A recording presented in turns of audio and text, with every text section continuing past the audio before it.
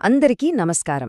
మన లైఫ్లో తెలివితేటల్ని, రెస్పాన్సిబిలిటీని అసలు ఎలా కొలుస్తాం ఎప్పుడైనా ఆలోచించారా?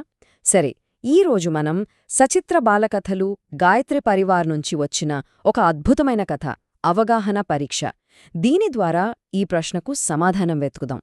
ఇది మనందరికీ ఒక మంచి లైఫ్ లెసన్ నేర్పుతుంది. అయితే అసలు పాయింట్ ఏంటంటే, నిజమైన జ్ఞానాన్ని అంటే అసలైన వివేకాన్ని ఎలా కొలవగలం కదా? ఈ చిన్న నీతి కథ దీనికొక టైమ్లెస్ ఆన్సర్ ఇస్తుంది. సరే, మన కథలోకే వెళ్ళిపోదాం. ఈ కథ ఒక రైతు అతని ఫ్యామిలీ చుట్టూ తిరుగుతుంది. అయితే ఆ రైతుకి తన కుటుంబం భవిష్యత్తు గురించి ఒకటే బెంగ పట్టుకుంది. వయసు మీద పడుతుండటంతో ఆ రైతుకి ఒక ఆలోచన వచ్చింది. నా నలుగురు కొడుకుల్లో అందరికన్నా తెలివైనవాడు ఎవరో, బాధ్యతగలవాడు ఎవరో అని. చూడండి, అతనికి వాళ్ల బలం గురించో లేక వాళ్లు మాట వింటారా లేదా అన్న దాని గురించో కాదు, వాళ్ల వివేకం అంటే ముందుచూపు ఎలా ఉందో టెస్ట్ చేయాలనుకున్నాడు. అందుకే తన కొడుకుల ముందుచూపుని పరీక్షించడానికి ఆ రైతు ఒక స్మార్ట్ ప్లాన్ వేశాడు. వినడానికే చాలా సింపుల్ టాస్క్లా అనిపిస్తుంది, కాని దాని వెనుక చాలా లోతైన అర్థముంది. అదేంటంటే ఈ ధాన్యం పరీక్ష. సో ఏం చేశాడంటే, నలుగురు కొడుకుల్ని పిలిచాడో, ప్రతి ఒక్కరి చేతిలో గుప్పెడు ధాన్యం పెట్టి సింపుల్గా దీంతో మీకు నచ్చింది చేసుకోండి అని చెప్పాడు. అంతే. ఇన్స్ట్రక్షన్ చాలా సింపుల్, కాని ఈ చిన్న టెస్టే వాళ్ల అసలు క్యారెక్టర్ని బయటపెట్టబోతోంది. ఇప్పుడు చూద్దాం. నలుగురు కొడుకులు, 4 వేర్వేరు దారులు. ఒకే టెస్ట్కి ఈ నలుగురు ఎలా రియాక్ట్ అయ్యారు, వాళ్లు తీసుకున్న నిర్ణయాలు వాళ్ల గురించి ఏం చెప్తున్నాయో మనం గమనిద్దాం. మొట్టమొదటోడు ఆ ధాన్యాన్ని అస్సలు పట్టించుకోలేదు. ఇదేదో చిన్న విషయం అనుకున్నాడు. వాటి విలువేంటో ఆలోచించకుండా వెంటనే తీసుకెళ్లి పక్షులకి పడేశాడు.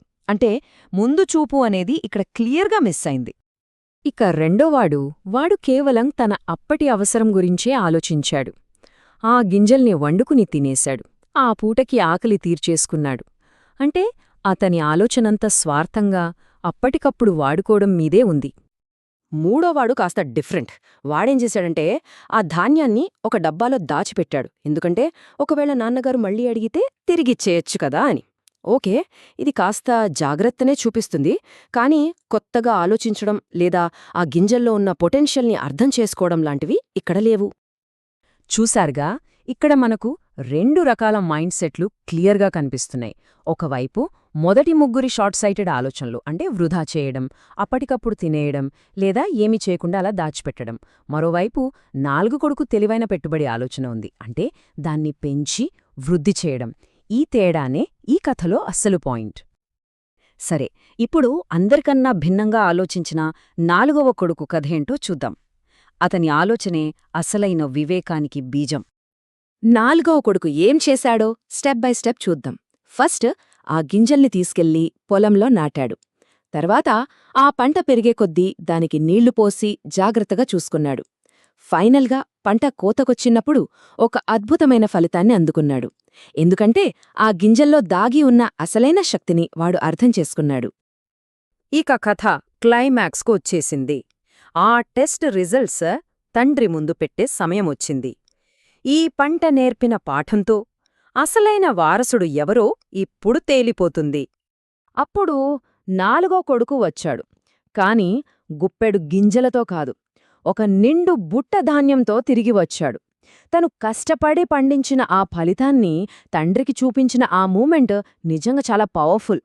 అతని లోతైన అవగాహనకు ఇదే నిదర్శనం. ఆ రిజల్ట్ చూసిన తండ్రి ఒక మాట చెప్పాడు. ఆ మాటే ఈ కథ మొత్తానికి సారాంశం. ఏంటంటే, ఎవరైతే ఉన్నదాన్ని పెంచగలరో వాళ్లకే బాధ్యతివ్వాలి. అద్భుతం గదా? ఇదే ఈ కథలో మెయిన్ పాయింట్. సో మనం అర్థం చేసుకోవాల్సిన కీలకమైన విషయమేంటంటే, నిజమైన బాధ్యత అంటే మనకిచ్చింది జాగ్రత్తగా దాచిపెట్టడం మాత్రమే కాదు, దానిలో ఉన్న పొటెన్షియల్ని గుర్తించి దాన్ని పెంచి ఫ్యూచర్ కోసం ఒక విలువను సృష్టించగలగడం. సరే, మరి ఈ కథ నుంచి మనం నేర్చుకోవాల్సిన ముఖ్యమైన విషయాలేంటి? 1. తెలివి అంటే చెప్పింది చేయడం కాదు, భవిష్యత్తుని ఊహించగలగడం. 2. అసలు విలువ వస్తువులో ఉండదు, దాన్ని పెంచగల మన సామర్థ్యంలో ఉంటుంది. 3. స్వల్పకాలిక ఆలోచనలు ఎప్పుడూ వృధాకి దారితీస్తాయి, కాని తెలివైన పెట్టుబడి మన దగ్గర ఉన్నదాన్ని ఎన్నో రెట్లు పెంచుతుంది. చివరగా ఈ కథ విన్నాక మనల్ని మనం వేసుకోవలసిన ఒకే ఒక్క ప్రశ్న. మనందరికీ ఏదో ఒక సామర్థ్యం ఇవ్వబడింది కదా? మరి దాన్ని పెంచడానికి మనమేం చేస్తున్నాం? ఏ దారినెంచుకుంటున్నాం?